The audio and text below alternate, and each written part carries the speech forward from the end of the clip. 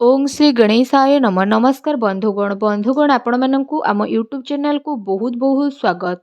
जदि विशेष भाव में आम एठी कहिबा कि ए भिडियो रे आम विशेष रूप से आपण मानकु कहिबु आगामी ए 3 दिनर समय अवधि रे आपणक जीवन रे पूरा चार चांद लागिबाकु जाउछि। आपणक पई जदि विशेष भाव में कहिबु किपरि ए समय रहिबो केउ सब जिनिस रे आपणक विशेष रूप से फायदा मिलिबो केउ सबु जिनिसरे आपनको सावधानता रखिबाकु पड़िबो आपणकर लव लाइफ क्यारियर किपरि रहिबो बिजनेस व्यापार किपरि रहिबो एवं स्वास्थ्यर किछि महत्वपूर्ण इनफॉरमेशन मध्ये आमे आपण माननकु भिडियो रे देबु। आ भिडियो शेष रे आमे किछि उपाय विषय रे मध्ये कहिबु जहा द्वारा आपण ए समय अवधि को आहुरी अधिक भल और मंगलदायक करि परिबे। आगो को वीडियो आरंभ करबा पूर्वरु आमर आपनकु रिक्वेस्ट कि जदि आपण हमर ए चैनल नुआ आछंती चैनल को सब्सक्राइब करंतु सांगरे नोटिफिकेशन बेल को मध्य ऑन करि दियंतु जहा द्वारा समय समय रे सह नुआ नुआ वीडियो रो नोटिफिकेशन आपण माननकु सर्वप्रथमे पहुंची जिवो। तो आसंतु जानिबा किपरि रहिबो आपणक पई विशेष भाबरे ए 3 दिनर स्थिति। जदि विशेष भाव में कहबा कि सबुठारु प्रथमे कि कौन आपणक पई ए दिन रे विशेष रूप से पॉजिटिव रहिबा पई जाउछि। जदि आमे विशेष भाव में कहबा जदि आपण व्यवसाय करूछंती किंबा जदि आपण चाकरी कोठी करूछंती तो निवेश पई मध्य आपणको भल अवसर प्राप्त होई जिवो। यह आपणकर आर्थिक निवेश पई बहुत ही भल रहिबो जहा द्वारा आपणको आर्थिक लाभ प्राप्त हेबार बहुत भल अवसर प्राप्त मध्य होई जिवो। भाग्य भल साथ देव काम कार्य रे भल सफलता मध्य आपणको प्राप्त होई जिवो। ता सहित चल अचल संपत्ति दृष्टि निवेश करिबा आपणक पई विशेष रूप से बहुत ही भल साब्यस्त हेबो। सेथिपई समय आउ परिस्थिति को देखि निवेशर मध्य अवसर बा तलासी आपण नहीं जातु जहा द्वारा आपणको सफलता निहाती प्राप्त हेबो। आउ आर्थिक स्थिति मध्य आपणकर काफी मजबूत होई जिवो। ता सहित कोनोसी अप्रत्याशित आय बा शायद कौनसी प्रोब्लेम रे आपण फसी पारंती ए आयर भल भाव में प्रयोग करंतु जहा द्वारा कौनसी यात्रा बा एमिति किछि गतिविधि रे जोठी आपणकर उद्देश्य अस्पष्ट रहिबो विचार को लोक माननको कुहंतु जहा आपणक दिमाग रे रहिछि।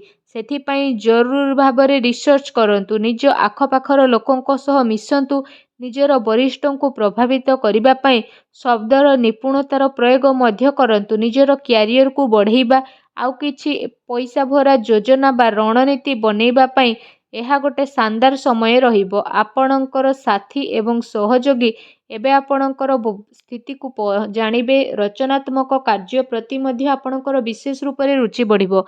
ए अवसर अवश्य लाभ उठांतु नुआ भाव में काम करिबार मौका को हाथ जीवाकू दियंतु नहीं। निजर रचनात्मकता द्वारा निजर घर को खूबसूरत बनै पारिबे। निजर कार्य क्षमतार अन्य को आपण विशेष भाव में प्रभावित करिबे।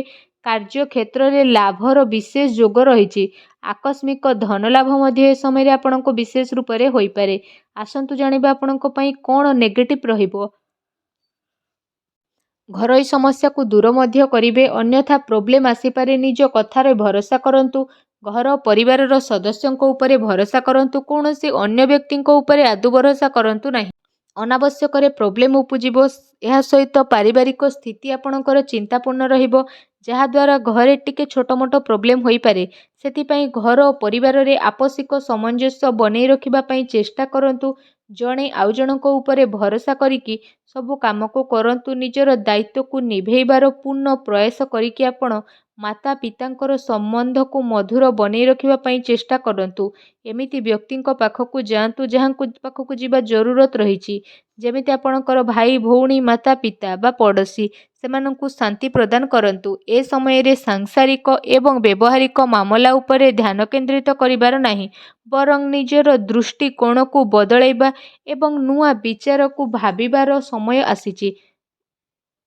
बहुत सारा लोक आपण को नेकी आग को बढ़िबे एहा द्वारा अधिकतर समय मल्टीटास्किंग रे रहिबो बा से सबु की करंतु जहा आपण करूछंती आ आपण को शीघ्र ही सफलता मिलिबो।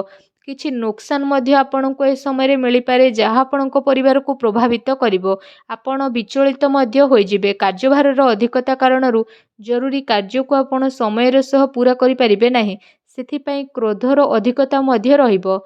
ନକାରାତ୍ମକ ବିଚାର ଠାରୁ ଦୂରେଇ ରୁହନ୍ତୁ ଏବଂ ଅଧିକାରୀଙ୍କ ଠାରୁ ବାଦ ବିବାଦ କରିବା ଠାରୁ ଦୂରେଇ ରୁହନ୍ତୁ।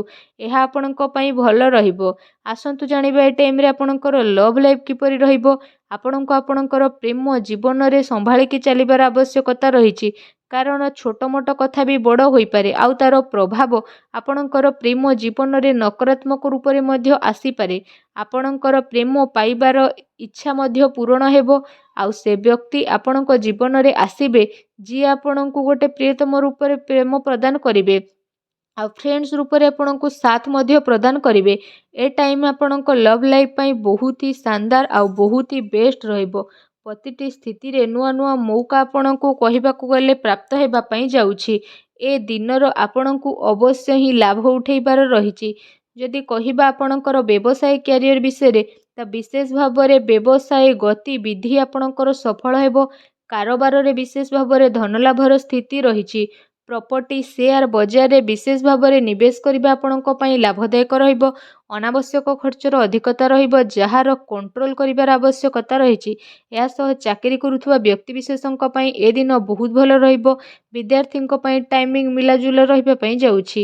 ତ ଯଦି କହିବା ଆପଣଙ୍କ ପାଇଁ ବିଶେଷ ଭାବରେ ବ୍ୟାପାର ସମ୍ବନ୍ଧିତ କୌଣସି ଯାତ୍ରାରେ ଯିବାର ଯୋଗ ବନୁଛି। କୋର୍ଟ କଚେରୀ ସମ୍ବନ୍ଧିତ କୌଣସି ଭଲ ଖୁସି ଖବର ମଧ୍ୟ ଆପଣଙ୍କୁ ପ୍ରାପ୍ତ ହୋଇପାରେ।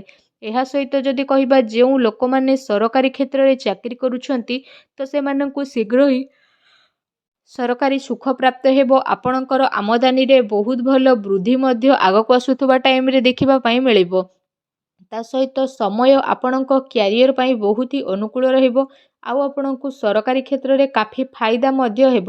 ଆପଣ ଆପଣଙ୍କର କାର୍ଯ୍ୟ ପାଇଁ ସ୍ୱୟଂ ଉପରେ ଭରସା କରିକି ରହିବାକୁ ପଡ଼ିବ। ବେରୋଜଗାରଙ୍କୁ ରୋଜଗାର ନୂଆ ଅବସର ମଧ୍ୟ ପ୍ରାପ୍ତ ହେବ। ବ୍ୟାପାର ଧନ୍ଦାରେ ବହୁତ ଭଲ ଲାଭ ମିଳିବାର ସମ୍ଭାବନା ରହିଛି। କିନ୍ତୁ ଅନାବଶ୍ୟକ ଖର୍ଚ୍ଚର ଯେହେତୁ ଅଧିକତା ରହିବ ତେଣୁ ଟିକେ ସାବଧାନ ରୁହନ୍ତୁ।